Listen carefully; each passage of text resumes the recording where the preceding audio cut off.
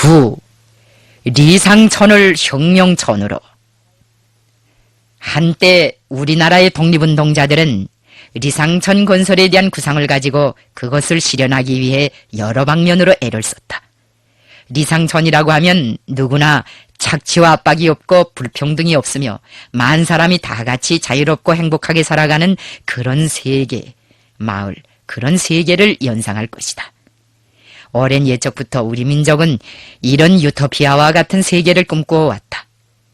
민족주의자들이 제창한 리상천 건설에 대한 주장은 만민이 유족하고 화목하고 평화롭고 오붓하게 살아가려는 조상들의 지향과 염원을 반영한 것이라고 할 수 있다. 리상천 건설을 주장하고 그것을 위해 많은 노력을 기울인 대표적 인물은 안창호였다.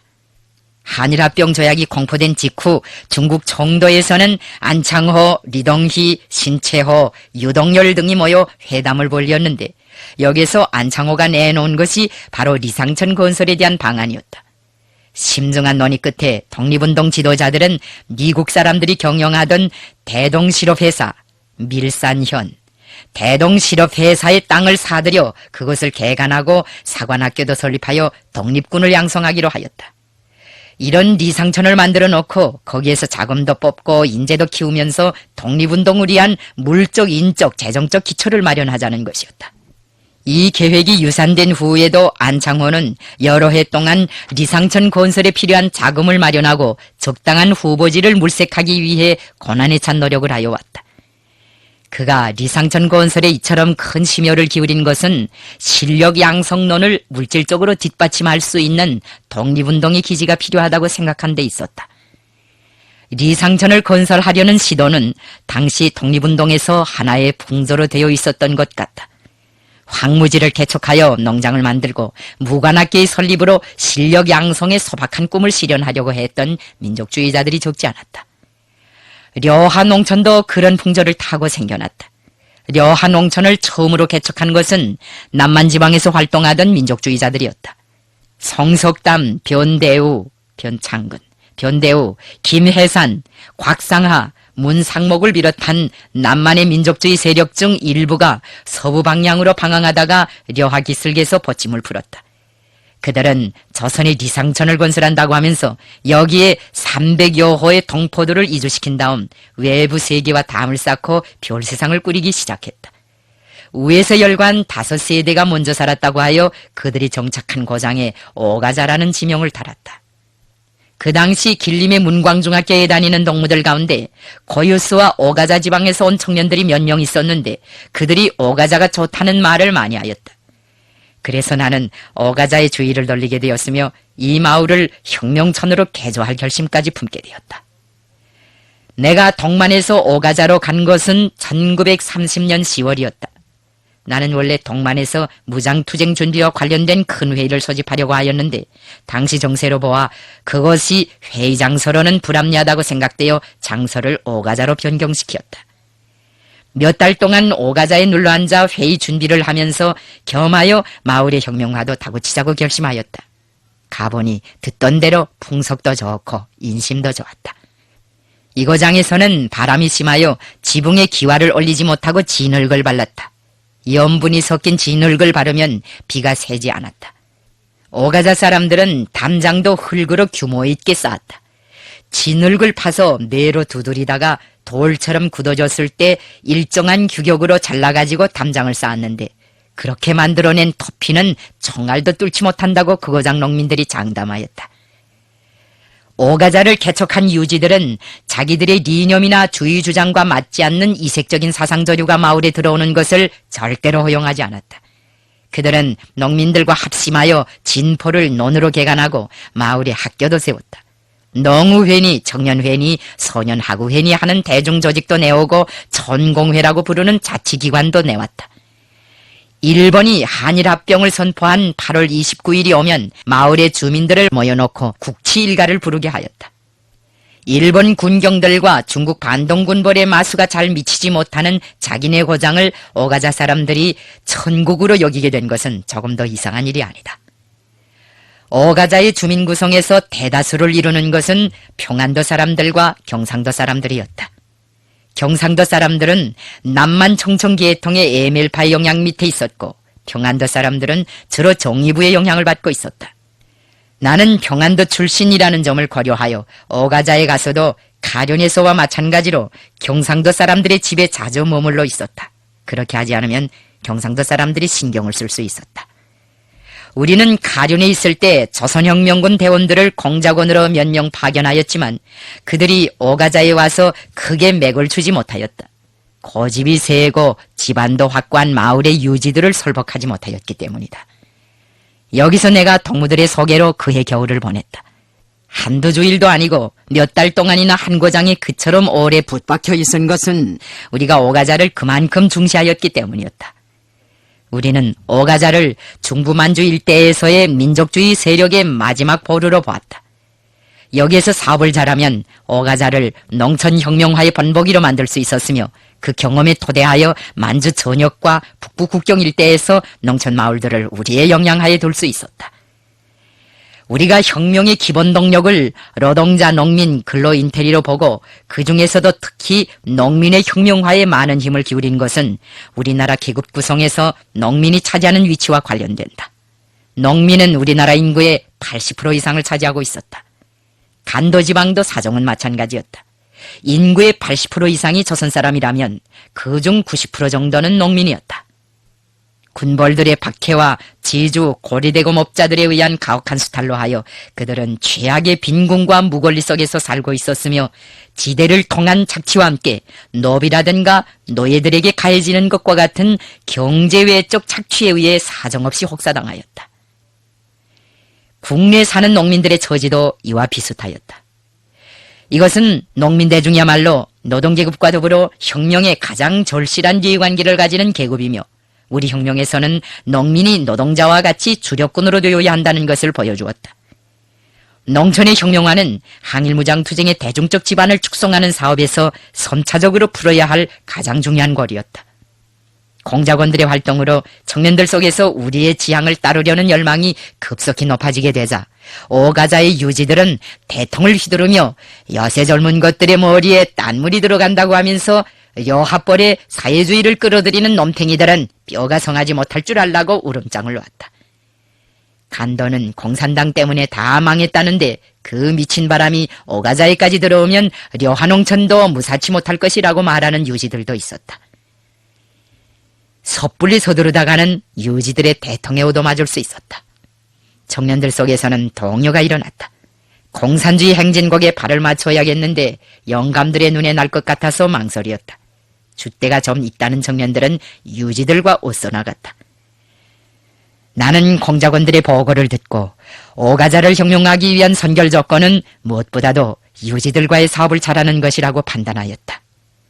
유지들의 사고방식을 돌려세우지 않고서는 어가자를 리상천 건설의 호황한 꿈에서 건져낼 수 없었으며 려한홍천을 중부 만주의 번복이 농촌으로 만들어보려는 우리의 구상도 실현할 수 없었다. 유지들만 돌려세우면 나머지 사람들은 우리가 할 탓이었다. 그런데 우리 공작원들은 석 달째 그들에게 접근하지 못하고 슬금슬금 견들이만 돌고 있었다. 어가자의 유지들이 그만큼 간단치 않았다. 독립운동의 전적에다가 학식과 리론을 겸비한 영감들이어서 보통 수완을 가지고서는 그들에게 말도 붙일 수 없었다. 이 유지들의 집단이 마을을 쥐락펴락하였다. 천공회를 뒤에서 조종하고 마을의 대소사를 총찰하는 사람은 변대우라는 노인이었다. 그가 마을의 실권자로서 유지들을 조종하였다. 마을에서는 그를 변뜨러찍기 영감이라고 불렀다. 사람들이 그런 별명을 붙인 것은 그가 뜨러찍기에 대한 말을 자주 하였기 때문이다. 변노인은 일찍부터 독립운동을 하느라고 국내와 만주 각지를 떠돌아다니었다. 초기에는 고향 한천, 평안남도, 고향 한천과 자성, 도청거우, 림강현, 도청거우 등지에서 학교들을 세우고 교육활동을 하였다. 그가 무장활동에 관여한 것은 1918년 림강의 모아산에 근거지를 두고 있던 독립군 부대에 들어가 있을 때부터였다. 그때 그는 나의 아버지와 연계를 가지느라고 림강의 우리 집에 자주 드나들었다. 변노인이 오지 못할 때에는 강진석 외삼촌이 그와 아버지 사이 연계를 지어주었다. 대한독립단 선전부장과 민족독립군 부총재, 광복군 군법부장 겸 제1영장직을 거쳐 통일부의 실업부장직까지 차지하고 독립군 운동을 추켜 세우려고 동분서주하던 그는 1926년부터 군직에서 물러나 리상천 건설에 몰두하였다. 이 노인이 한때는 공산주의 운동을 한다면서 소련의 원동지방에도 드나들었다. 그에게는 고려 공산당에 관여했을 때 받았다는 푸른 뚜껑의 당증도 있었다. 변대우 노인을 돌려세우지 않고서는 완고한 유지 집단을 돌려세울 수 없었으며 마을을 혁명할 수 없었다. 내가 오가자에 왔다는 소식을 듣고 농우회 사업을 책임지고 있던 변노인의 아들 변다란이 나한테로 왔다. 그는 나에게 민족주의자들을 제끼고 오가자를 리상천으로부터 혁명천으로 만들어야겠는데 자기 아버지를 비롯한 마을의 유지들 때문에 아무것도 할 수 없다고 하면서 김 선생이 왔으니 이제는 완고하고 쓸모없는 영감들을 타도하자고 하였다. 나는 어이가 없어 변다란에게 물었다. 타도라니, 그건 어떻게 하자는 겁니까? 변다란의 대답이 아주 거울짝이었다. 영감들이 뭐라건 말건 우린 우리끼리 조직들을 내오고 딴가마밥을 먹으면서 오가자를 사회주의 동네로 만들자는 거요. 그렇게 해서는 안 됩니다. 그러면 오가자가 둘로 쪼개질 수 있습니다. 그건 우리의 노선과도 맞지 않습니다. 그럼 어떻게 하면 좋겠어? 오가자를 전 낙후한 영감들에게 맡길 수는 없고. 문제는 유지들이 우리를 지지하게 만드는 겁니다. 내가 회장 선생네 아버지와의 사업을 좀 해보자고 하는데 어떻게 생각하십니까? 변다라는 그 누가 접근해도 소용없다고 하였다. 그동안 국민부에서도 오고 상해 임시정부에서도 오고 에멜계 공산당 재건위원회 인물들도 와서 저마다 오가자의 발을 붙이려고 애를 썼지만 모두 아버지한테서 냉대를 받고 돌아갔다. 어지간한 사람은 만나주지도 않고 설사 상대가 넉넉치 않은 민족주의 거두라고 해도 훈계를 해서 돌려보냈다고 하였다. 회장 선생 아버지가 우리 아버지와 친분 관계가 있고 또 회장 선생과 나도 구면이니 생판 모르는 남남보다야 낫지 않겠습니까? 고 했더니 변다라는 벽창호 같은 자기 아버지한테는 연고 관계도 통하지 않는다고 하면서 몹시 난처해 하였다. 변다라는 10년 전에 우리 아버지에게 보내는 변노인의 편지를 가지고 림강에 온 적이 있었다. 나는 마을의 유지들이 늘 모여 앉곤 하는 변다란인의 집에서 여러 날 변뜨러찍기 영감과 담화를 하였다. 첫날에는 주로 변대우 노인이 말을 많이 하였다. 올방자를 틀고 앉아 대통을 연방 두드려 대는데 기상이 아주 도도하였다. 김 선생의 아들이 와서 반갑다고는 하면서도 나를 어린아이 대하듯 하였다. 말끝마다 너희들 하면서 훈시만 하였다. 인물이 잘나고 기상이 칼칼한 데다가 리론 수준도 상당해서 처음부터 위압을 느끼게 하였다. 그래서 나는 변노인이 내 나이를 묻자 5살을 불쿠어 23살이라고 대답하였다. 그렇게 나이를 불쿠지 않고 18살이라고 하면 그가 더욱 애숭이처럼 대할 수 있었다. 내가 나이에 비해 저숙했던 것만큼 23살이라고 해도 의심하는 사람은 없었다. 그 당시 나는 어디에 가나 나이를 물으면 23살 아니면 24살이라고 대답하였다. 그렇게 하는 것이 유지들과의 사업에서도 유리하고 청년들과의 사업에서도 유리하였다.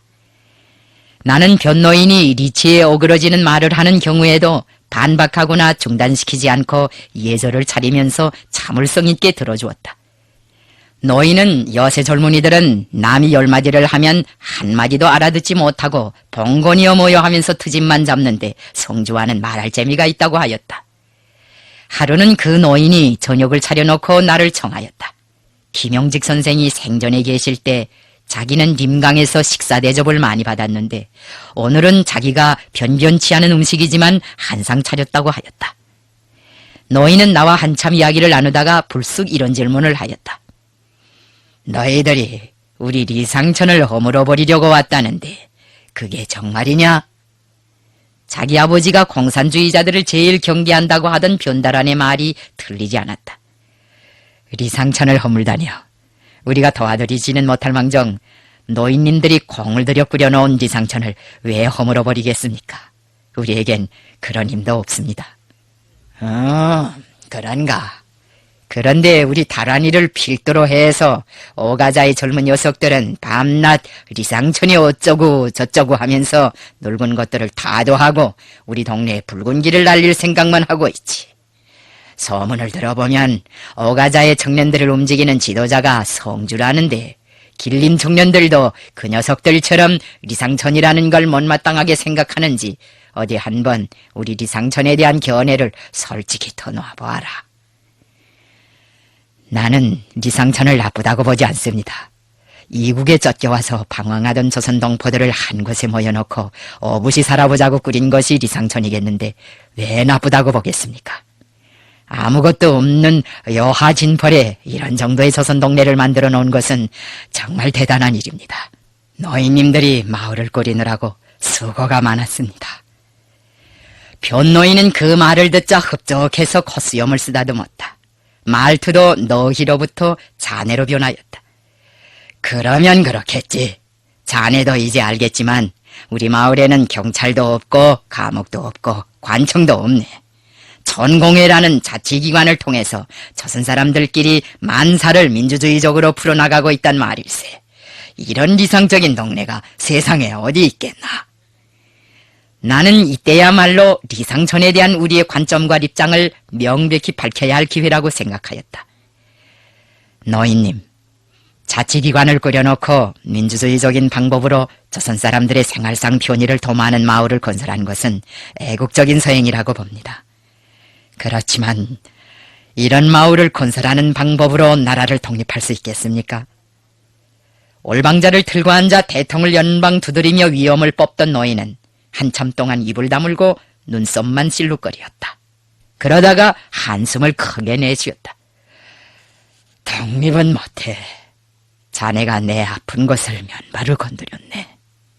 리상천이라고 만들어는 놓았지만 독립운동의 보탬은 못 주고 있지. 그래서 나도 고민하고 있네. 리상천을 건설해서 나라의 독립이 이루어진다면 얼마나 좋겠나. 나는 때를 놓치지 않고 리상천 건설의 허황성을 논증하였다. 나라를 빼앗긴 민족이 이국 땅에다가 리상천을 건설한다는 것은 불가능한 일이다. 노인님들의 노력으로 오가자가 다른 고장에 있는 조선인 부락보다 더 살기가 편한 동네로 된 것은 사실이지만 그렇다고 조선 사람들의 리상이 해결되었다고 볼 수는 없다. 우리 민족의 리상은 외놈도 없고 지주도 없고 자본가도 없는 독립된 조국에서 착취와 압박을 모르고 살았으면 하는 것이다. 그런데 지주한테 빚을 지고 살면서 리상적으로 산다고 말할 수 있는가? 외놈들이 만주로 쳐들어오면 오가자도 무사치 못할 것이다. 일제가 만주를 먹는 것은 시간 문제이다. 외놈들은 조선민족이 리상적으로 사는 것을 바라지 않는다고 하였다. 그러니 리상천이고 뭐고 다 집어치우라는 건가? 변노인은 초조하게 나의 대답을 기다렸다. 우리는 이 마을을 현상유진하면서 조용히 살아가는 마을이 아니라 조국 광복을 위해서 싸우는 마을로, 혁명하는 마을로 개조하자는 것입니다. 그러니 오가자의 사회주의를 퍼뜨리겠단 말이지. 그건 안 되네. 난 사회주의라면 질색이야. 기민년 여름에 관전에서 자네 아버지가 공산주의 운동회로 방향전환을 해야 한다고 말씀했을 때 우리는 다 같이 그 뜻을 지지했네. 그런데 그 후 고려공산당을 따라다니면서 보니까 공산주의자들이라는 게 말짱 미친놈들 뿐이더란 말일세. 그놈들이 하는 짓을 보면 전부 정파질 뿐이야. 그 다음부터는 공산주의라는 말만 들어도 오한이 나더군. 변대우 노인이 고려공산당에서 받은 푸른 당증을 꺼내 보인 것이 이때였다. 성주가 혁명을 하느라고 아무리 애를 쓰며 돌아다녀도 이런 당증이야 없겠지. 노인은 이렇게 말하고 나서 나를 넌지시 쳐다보았다. 나는 그 당증을 펼쳐보다가 양복 주머니에 얼른 집어넣었다. 뜻밖의 그런 일을 당한 노인은 어안이 봉봉해서 아무 말도 못하고 나를 쳐다보기만 하였다. 종파질을 하다가 망한 고려공산당 당증인데 좀 두고 보겠습니다. 노인이 당증을 돌려달라고 할 것 같았는데 그러지는 않았다. 그는 자네들이 오가자를 혁명하는 마을로 개조하겠다고 하는데 특별한 방약이 있으면 말해보라고 하였다. 나는 강동, 신안툰, 내도산, 가륜, 고유수 등의 마을들을 어떻게 혁명화하였는가 하는 데 대해서 장시간 이야기하였다. 노인은 이야기를 매우 주의 깊게 들었다. 그는 묵묵히 내 이야기를 듣더니 자네들이 말하는 것을 다 들어보면 스탈린주의자들인데 나는 반대 안 하네. 그러나 스탈린만 스탈린이라고 해서는 안 돼. 뜨러츠키의 말에도 일리가 있네. 라고 하면서 뜨러츠키의理論을 풀었다. 그렇다고 그가 막스레닌주의를 반대하는 것 같지는 않았다. 그가 뜨러츠키에 대하여 아주 강한 인상을 가지고 있다는 것을 알 수 있었다. 내가 공산주의理論에 정통했다고 하는 사람들도 많이 상대하였지만 뜨러츠키를 그처럼 두둔하는 사람은 처음 보았다. 나는 그것이 너무도 이상하여 변노인에게 물었다. 노인님께서 뜨러츠키를 그처럼 숭배하는 것은 무엇 때문입니까? 사실 나는 뜨러츠키를 숭배하지 않네. 지금 청년들이 덮어놓고 큰 나라 사람들을 숭배하는 것이 마음에 들지 않아서 그러는 거네. 뜨러츠키면 뜨러츠키고 스탈린이면 스탈린이지. 지금 젊은 것들은 쩍하면 큰 나라 사람들의 명제를 끄집어내놓고 무엇이 이렇다 저렇다고 하는데 그게 무슨 그리 대단한 것인가? 스탈린의 명제가 어떻고 뜨러츠키의 말이 어떻다는 것이야 러시아 사람들이나 할 말이지. 조선 사람이야 조선의 오를 가지고 제 나라 혁명을 잘하기 위한 말을 해야 할 게 아닌가. 노인의 말에 일리가 있었다. 며칠 동안 변 뜨러츠키 영감과 이야기를 나누는 과정에 나는 그가 보통 노인이 아니라는 것을 깨달았다. 우리는 처음에 혹시 이 노인이 뜨러츠키파가 아니겠는가 하는 의혹도 가지었다. 그러다가 뜨러츠키파는 아닌데 종파 싸움에 신물이 나서 청년들에게 한번 경종을 울리는 것이라고 판단하였다. 너희들은 맹목적으로 이것도 숭배하고 저것도 숭배하는 식으로 살아가서는 안 된다. 무엇 때문에 러시아가 어떻소 스탈린이 어떻소 하면서 남의 나라의 말만 하는가? 내사에 러시아의 본을 따라야 한다는 법은 없지 않는가? 노인이 우리한테 말하자고 하는 사상은 분명 이런 것이었다. 요컨대 제정신을 가지고 살라는 것이었다. 나는 젊은 사람들이 하는 일에 상관하지 않네. 내 아들의 일에 대해서도 상관하지 않네. 우리 다란이가 무엇을 하건 그것은 자기에게 달렸지. 그렇지만 젊은 사람들이 자기의 얼도 없이 남들의 명제를 맹목적으로 외워가지고 다니며 거들먹거리는 것과는 기어코 해보겠네. 나는 노인의 이 말을 듣고 정파주의, 사대주의, 교조주의를 시정일관 반대해온 우리의 입장이 옳았고 자기의 힘을 믿고 자기 인민의 힘으로 혁명투쟁을 해나가야 한다는 우리의 견해가 옳았다는 것을 확신하게 되었다. 다음 날은 변대우 노인보다 내가 더 많은 말을 하였다. 나는 가륜회의에서 우리가 채택한 노선을 두고 구체적인 설명을 해주었다.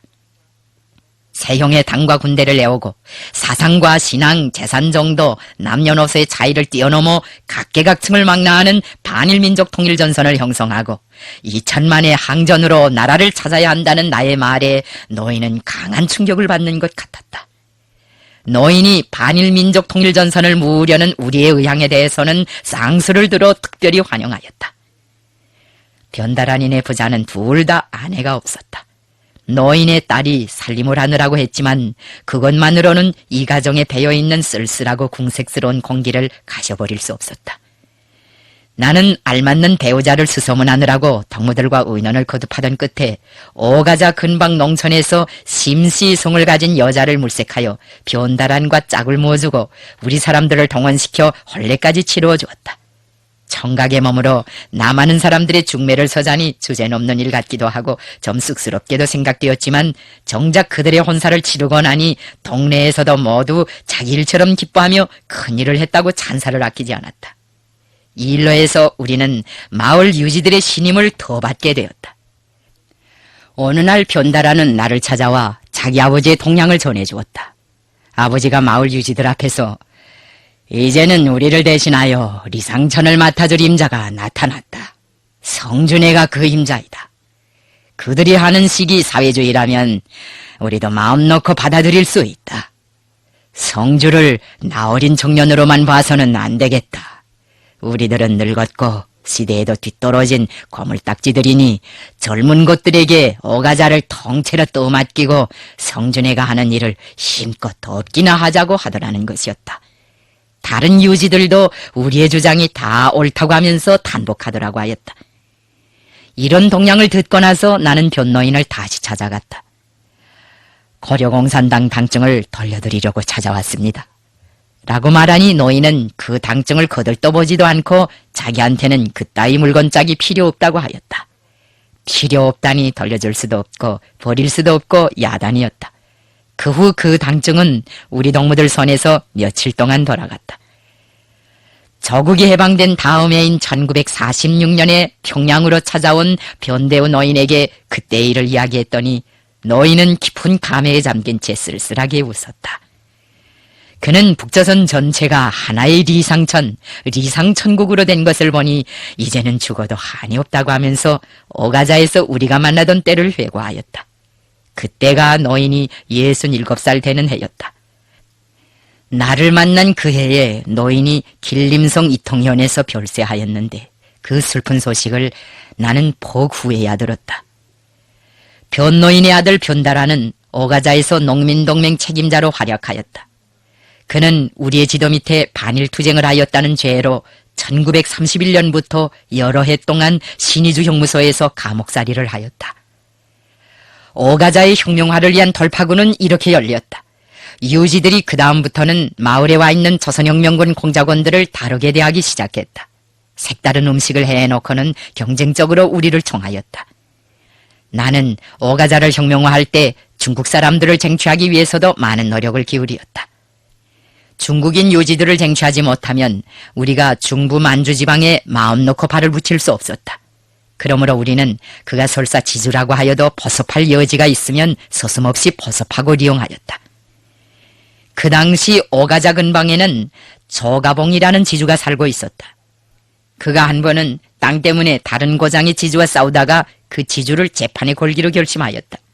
그런데 조가봉은 고소장을 어떻게 쓰는지 몰라 애를 먹고 있었다. 그 지주의 아들이 도회지에 가서 중학교를 졸업하였는데 그도 고소장을 쓸 줄 몰랐다. 아마 그가 중학교를 다녔다고는 하지만 건달을 부리며 공부를 제대로 하지 않았던 모양이었다. 조가봉은 오가자에서 고려의사 노릇을 하던 김해산에게 고소장을 써줄 인물을 한 명 물색해달라고 부탁하였다. 그 부탁을 받은 김해산이 하루는 나를 찾아와 고소장을 쓸 줄 아는가고 물었다. 우리가 지하혁명 활동을 하던 그 당시 중국에서는 일반 주민들과 학생들의 편리를 위하여 편지, 제문, 고소장 같은 것을 쓰는 방법을 서술한 참고서들을 찍어냈다. 김해산을 따라 조가봉의 집에 가니 지주는 중국 음식을 차려놓고 나를 잘 대접해주면서 땅 때문에 재판을 걸게 된 사연을 장시간 이야기하였다.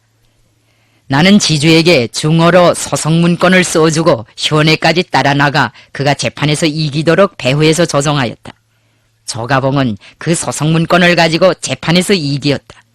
그때 그가 재판에서 졌더라면 몇십 정도의 땅을 떼었을 것이다. 그 후부터 조가봉은 김 선생이 공산당패라고 하는 것은 새빨간 거짓말이다. 김 선생은 공산당패가 아니라 아주 좋은 사람이다. 김 교사가 아니었더라면 재판에서 질 뻔했다고 하면서 나를 절대적으로 옹호하였다. 그 지수는 명절 때마다 나를 초청하여 좋은 음식을 대접하곤 하였다. 나는 조가봉이 집에 갈 때마다 거기에 찾아오는 많은 중국인 유지들과 낯을 익히고 그들에게 반제국주의 교양을 하였다. 그때부터 오가자에서의 나의 혁명활동이 합법화되고 조선인 학교의 운영이 합법화되었으며 이 일대에서의 우리의 혁명투쟁 집안이 공고화되기 시작하였다. 우리는 유지들을 돌려세운 다음 대중단체들을 혁명적으로 개편하는 사업에 달라붙었다. 먼저 청년회를 반제청년동맹으로 개편하였다. 청년회도 처음에는 민족주의 영향하에 있었다. 조선혁명군 소조가 오가자에 간 후 청년회의 핵심 성원들이 점 개명하였지만 아직 모든 면에서 민족주의적인 잔재를 완전히 청산하지 못하고 있었다. 우선 투쟁 목적과 과업이 명백치 않았다. 회원 수도 적거니와 사업 방법도 옳게 서 있지 않았다. 활동은 없고 간판만 있는 유명무실한 조직으로서 청년 대중을 묶어 세우기 위한 사업은 거의 하지 않고 있었다. 어가자 지구는 10리, 20리, 지어는 60리 떨어져 있는 마을들로 이루어져 있었는데 청년회에는 어느 한 마을에도 지부를 두고 있지 않았다. 이런 사정으로 하여 청년 조직이 대중 속에 발을 붙일 수 없었고 청년 대중을 움직일래야 움직일 수가 없었다. 일부 사람들은 청년회를 당장 반제청년동맹으로 개편하자고 하였다. 많은 청년들이 아직 민족주의자들의 영향하에 있고 또 청년회에도 일정한 기대를 가지고 있는 실정에서 그들의 정치 사상적 준비 정도를 고려하지 않고 무턱대고 기성조직을 새 조직으로 개편하는 것은 무리한 일이었다. 조선혁명군 대원들은 청년회 간부들과 함께 여러 부락들에 나아가 반제청년동맹을 내오기 위한 사상동원 사업을 하였다. 그 과정을 통하여 자연히 우리의 혁명 노선이 청년 군중 속에 침투되어 갔다. 나도 매일같이 청년들과 담화를 하였다. 이런 준비 단계를 거쳐 우리는 삼성학교 교실에서 어가자 반제청년동맹을 결성하였다. 동맹은 각 부락들의 지부를 두었다. 동맹위원장으로는 최일천, 조직부장으로는 문저양이 선거되었다. 그 후에 농우회가 농민동맹으로 개편되고 소년하구회가 소년탐험대로 개편되었으며 남만여자교육연합회 어가자 지부가 부녀회로 개편되어 어가자 대중단체들의 사업에서는 전환이 일어나기 시작했다. 개편 후 각 조직들은 새 성원들을 많이 받아들였다. 어가자의 거의 모든 주민들이 해당한 대중조직들에 망라되어 정치생활을 하게 되었다. 우리는 지방자치행정기관인 전공회도 혁명적인 자치위원회로 개편하였다. 어가자의 선각자들이 전공회를 내온 것은 1920년대 전반기였다. 전공회는 경제교육사업을 기본으로 하면서 중국 관원들과 상시적인 연계를 맺고 산하의 공즈령 도자 판매소와 같은 기관을 두어 농민들의 생활상 편의를 도모해주고 있었다. 어가자 사람들은 전공회 일꾼들이 군중성이 없으며 청백하지 못하다고 노골적으로 비난하였다. 나는 농민들과의 담화 과정에 전공회 일꾼들이 공즈령 도자 판매소로부터 들어오는 일부 식료품들과 생활 필수품들을 농민들에게 골고루 배송해주지 않고 사리사욕을 추구하면서 뒤로 빼돌리고 있다는 것을 알게 되었다. 사실 여부를 확인하려고 공즈령에 사람을 보냈더니 그도 돌아와서 전공회가 썩었다고 하였다. 전공회 일꾼들이 농민들한테서 모은 돈을 라명하여 자기 배를 채우고 있는 것이 사실이라고 하였다. 전공회 사업은 거의 천장 혼자서 주관주의적으로 처리하고 있었으므로 독단이 많이 작용하였고 대중의 의사가 무시되었다. 대중이 참견하지 못하다 보니 전공회 안에 무슨 허물이 있어도 다른 사람들은 알 수 없게 되어 있었다. 사람도 생활도 일본세도 다 혁명적으로 개편되고 있는 형편에서 정례 조직기구와 고루한 사업 방법을 가지고서는 전공회가 대중의 요구에 맞게 사업할 수 없었다. 우리는 전공회 간부들과 각 부락 둔장들, 농민동맹 위원장들이 참가하는 협의회를 열고 전공회 사업을 총화하였다. 그 협의회에서 전공회를 자치위원회로 개편하였다. 자치위원회는 우리의 의도대로 주관과 독단을 없애고 민주주의를 최대한으로 발양시키는 방향에서 일을 잘해 나갔다. 우리는 자치위원회 산하에 있는 공즈령 도자 판매소 사업에도 큰 관심을 돌렸다. 어가자 농민들이 쌀을 팔자면 마차나 소달구지를 끌고 백리 밖에 있는 공즈령에까지 가야 하였다. 쌀값이 떨어질 때에는 적당한 장소에 쌀을 보관해 두었다가 값이 오를 때 파는 것이 경제적이었다. 그런데 공즈령에는 어가자의 농민들이 쌀을 맡길 만한 장소가 없었다. 보관 장소가 없었기 때문에 값을 따지지 않고 아무데나 망탕 쌀을 팔아버리곤 하였다. 이런 배단을 없애려고 어가자의 농민들은 1927년 가을 공즈령에 도자 판매소를 설치하였다. 우리는 어가자의 대중조직 성원들 중에서 가장 평판이 좋은 사람들을 도자 판매소에 파견하였다. 조선혁명군 대원들 가운데서는 계영천, 박근원, 김원우와 같은 사람들이 판매소 사업을 도와주기 위하여 공즈령에 파견되었다. 우리가 도자 판매소를 장악한 후 이 판매소는 농민들의 생활상 편의를 도모해주는 합법적 상업기관으로서의 기능을 수행하는 것과 함께 혁명조직들과의 연계를 보장해주고 조선혁명군의 활동자료를 대해주는 공개되지 않은 사명까지 감당하였다. 우리가 전공회를 자치위원회로 개편하고 그 산하에 공수령 도자 판매소와 같이 혁명을 돕는 합법적인 상업기관을 내온 것은 1930년대 초의 혁명투쟁에서 하나의 경험이었다고 말할 수 있다. 우리는 오가자에 있을 때 만주의 여러 지역에 공작원들을 파견하여 조직들을 확대하고 활동 판도를 넓혀나갔다. 그때 공작원들은 카이루, 게로, 카이루 지방에도 여러 명 파견되었다.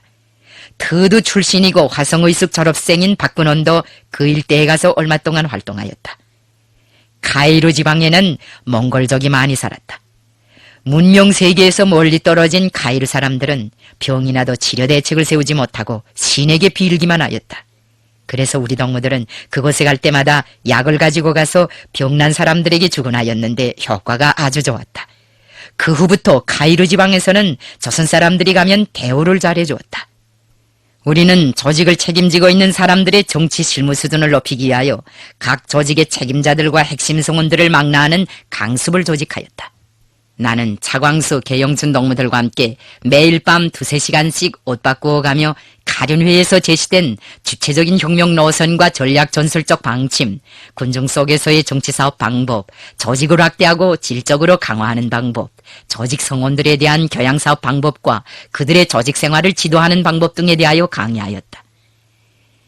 우리는 강습이 끝난 후에도 조직 책임자들을 데리고 다니면서 그들에게 조직을 내오는 방법, 핵심을 육성하는 방법, 분공을 주고 청화하는 방법, 회의를 진행하는 방법, 담화를 하는 방법 등 여러 가지 사업 방법을 배워주었다.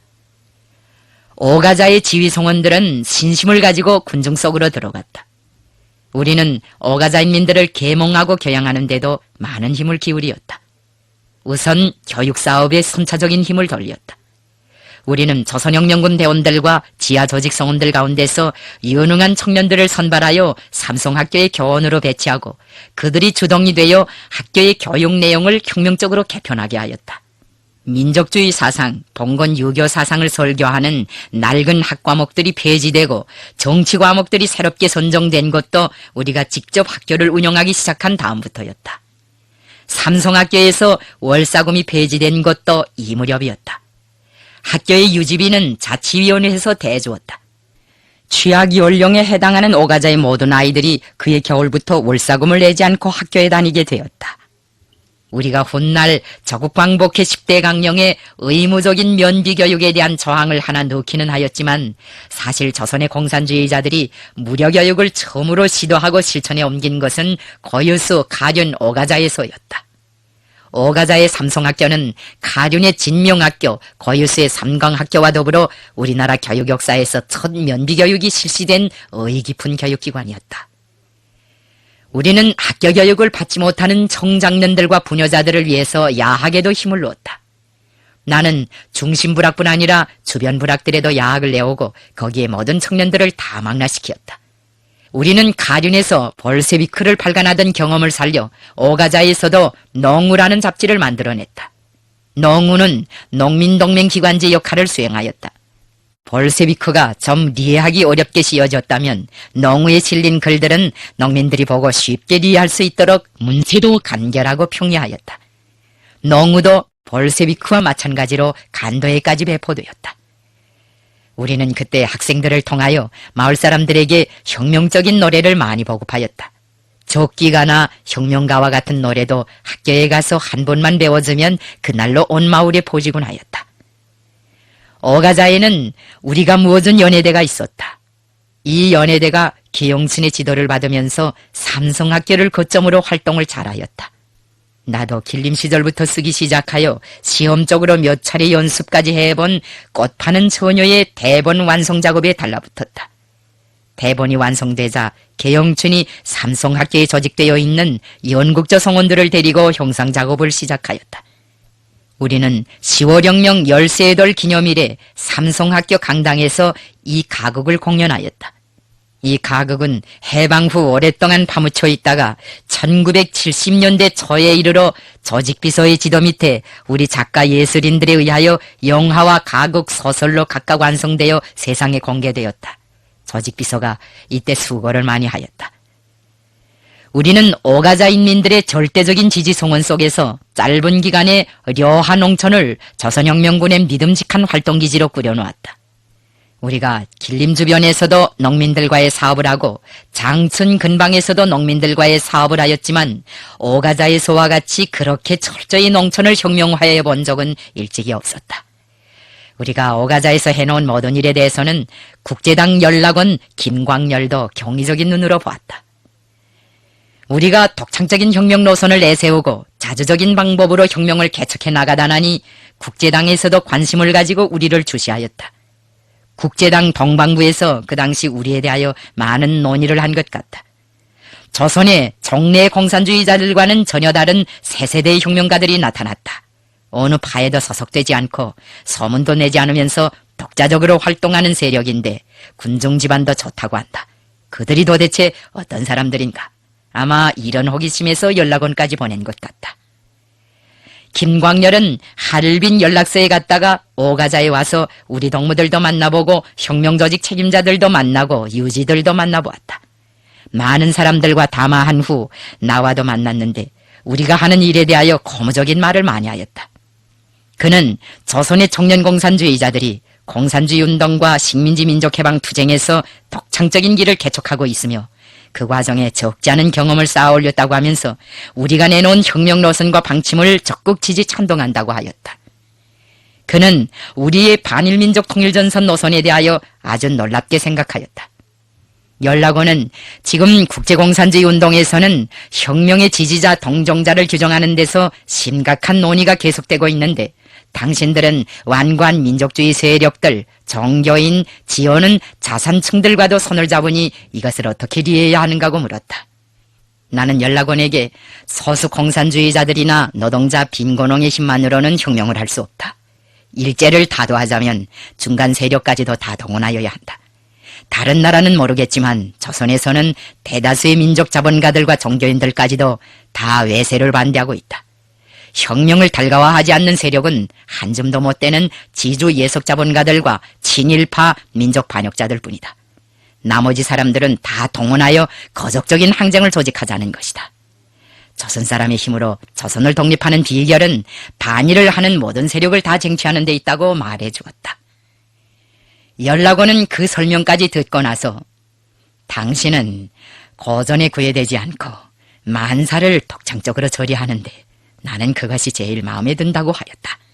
그러면서 나에게 모스크바 유학을 권고하였다. 당신은 전도가 양양한 사람인데 실천도 중요하지만 공부를 해야겠어. 그때 김광열은 나에게 양복과 와이셔츠, 넥타이, 구두가 들어있는 트렁크까지 열어보이며 국제당에서 당신에게 큰 기대를 걸고 제3 권고하는 것인데 그 권고에 응하는 것이 좋겠다고 하였다.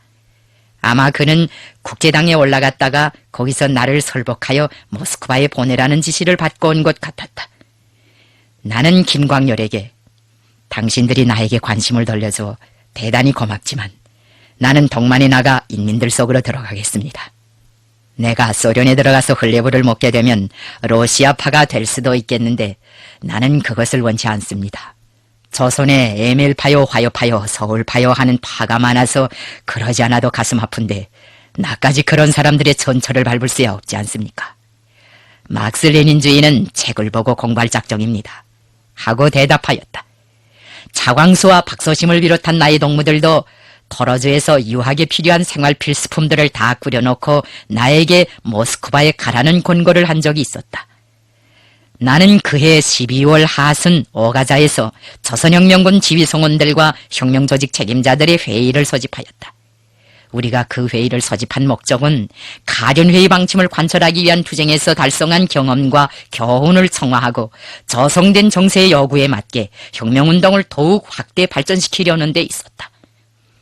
일본은 군국주의 쇠몽둥이를 휘두르며 국력을 총동원하여 새로운 식민지를 확보하고 영토를 팽창하기 위한 침략전쟁 준비에 박차를 가하였다. 그 길에서 장애로 된다고 인정되는 것은 가차없이 소멸하였다. 우리는 일본이 만주를 치기 전에 동만에 나가서 진지를 차지하고 침략에 맞설 준비를 하려고 하였다.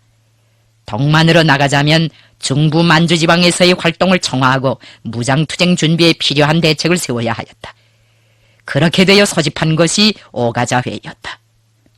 이 회의에 조선혁명군의 핵심 성원들과 혁명조직 책임자들이 다 참가하였다. 간도와 온성, 정성지구에서 재수항을 비롯한 많은 혁명조직 책임자들이 영하 30도의 혹한을 무릅쓰고 오가자로 찾아왔다. 서로 얼굴을 모르고 지내던 숱한 청년혁명가들이 이 회의를 계기로 면목도 익히고 정도 나누면서 조선혁명의 장래를 두고 진지한 토론을 하였다. 회의에서 초점을 두고 논의된 것은 동만에서의 활동을 결정적으로 강화할 때 대한 문제였다. 투쟁의 기본 무대를 동만으로 옮기려는 것은 우리의 확고한 지향이었다. 그것은 혁명 앞에 도래한 정세를 봐도 미룰 수 없는 문제였다. 내가 오가자에 있으면서도 동만을 잊지 않고 동만으로 나갈 날을 초조하게 고대한 것은 그 때문이었다. 나는 회의에서 항일무장 투쟁 준비를 다고칠 때 대한 과업과 국제혁명 역량과의 연대성을 강화할 때 대한 과업도 제기하였다. 회의의 전 과정은 청년학생운동과 농촌지하운동으로부터 무장투쟁 단계로 이행하여 적들에게 결정적 공세를 가하려는 우리의 결심을 확고히 보여주었다. 가륜회의가 무장으로 일제를 타승하고 조국을 광복하려는 조선민족의 의사를 집대성하였다면 오가자회의는 그 의사를 다시 한번 확인하고 항일대전의 마당에로 가는 지름길을 밝혀주었다. 오가자회의는 가륜회의로부터 1931년의 봄명월구 회의와 성강회의, 겨울명월구 회의를 거쳐 우리 청년공산주의자들이 일제와의 결전장으로 가는 다리를 놓아주었다. 우리의 청년학생운동은 1930년대에 이르러 마침내 무장투쟁 단계로 발전하게 되었다. 오가자는 여기에서 하나의 도약대와 같은 역할을 하였다고 말할 수 있다. 내가 오가자를 떠날 때 문저양이 심리밖에까지 따라 나와 눈물을 흘리면서 나를 바래주었다.